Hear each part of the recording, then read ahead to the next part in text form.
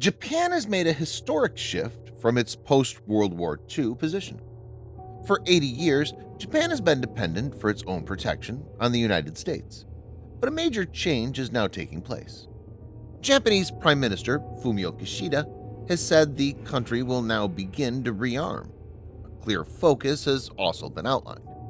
Japan's Prime Minister has stated, pointing to geo-strategic challenges, in such a severe environment, counterstrike capability, which can deter an attack or force an enemy to stop one, is a capability which will become increasingly vital. In this video, Defense Updates analyzes how Japan is rearming. Let's get started. This video is sponsored by War Thunder, the most comprehensive military vehicle online game for PC, PlayStation 4, and Xbox One, in which you can go to battle on more than 1,200 playable aircraft, tanks, helicopters, and ships from the 1930s to the 1990s. The game has an amazing attention to detail and focuses on a realistic combat experience, which is why knowing your vehicles and skill really makes a difference. It's easy to get into, and all you need to play is nothing more but your mouse and keyboard or controller.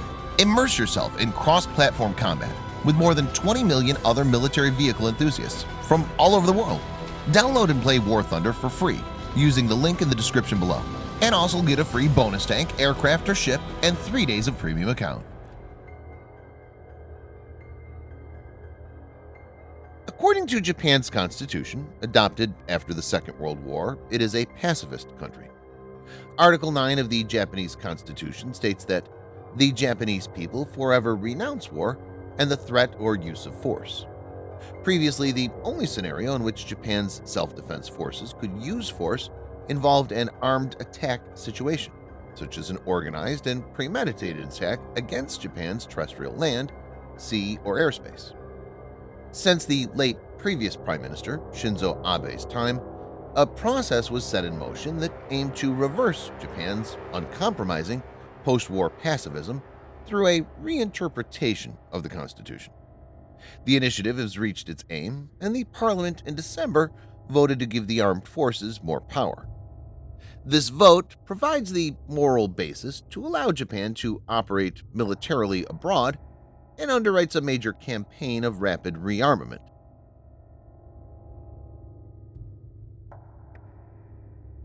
When, on December 16th, Japan's Prime Minister Fumio Kishida announced the new defense strategy, he also disclosed plans of doubling military spending by 2027 to implement it.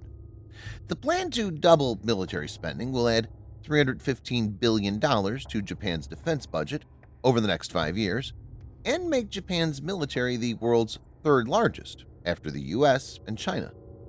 Defense spending will escalate to 2% of gross domestic product, equal to the goal the US sets for its NATO allies. Japan's economy is the world's third largest.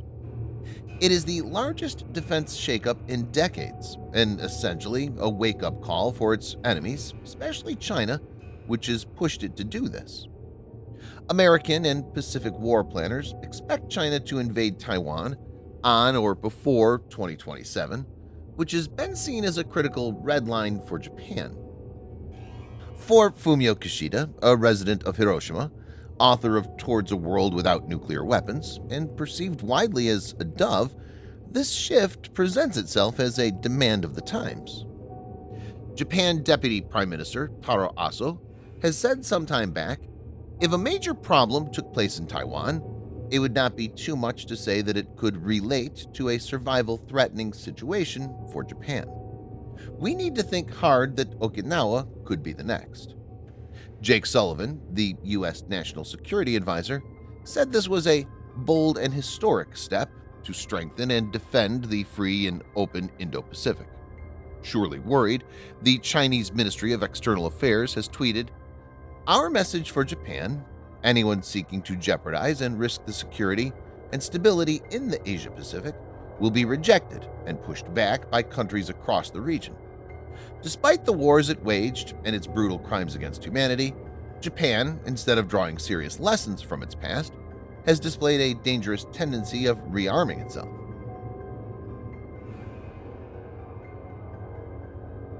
One of the major highlights of Kishida's recent five-nation tour was his signing, in London, of a reciprocal access agreement.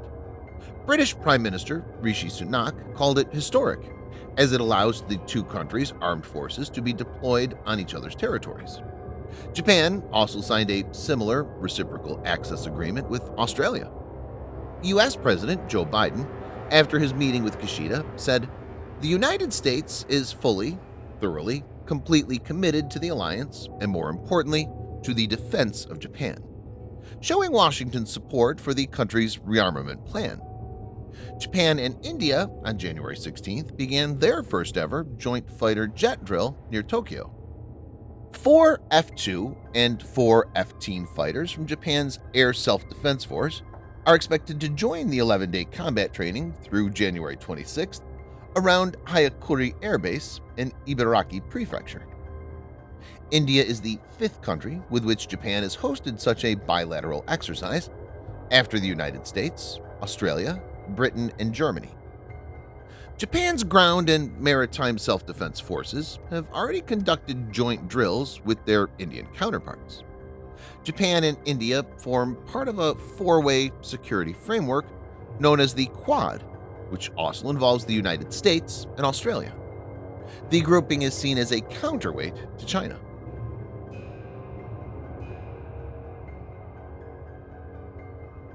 Although it remains committed to a self-defense-oriented policy and not to become a military power, Japan plans, according to reports, to purchase 500 U.S.-made Tomahawk cruise missiles, develop a next-generation fighter jet with Italy and Britain, build new ammunition depots, launch satellites to help guide potential counterstrikes, and acquire a counterstrike capability that will allow Japanese missiles to hit launch sites that threaten the country, even preemptively.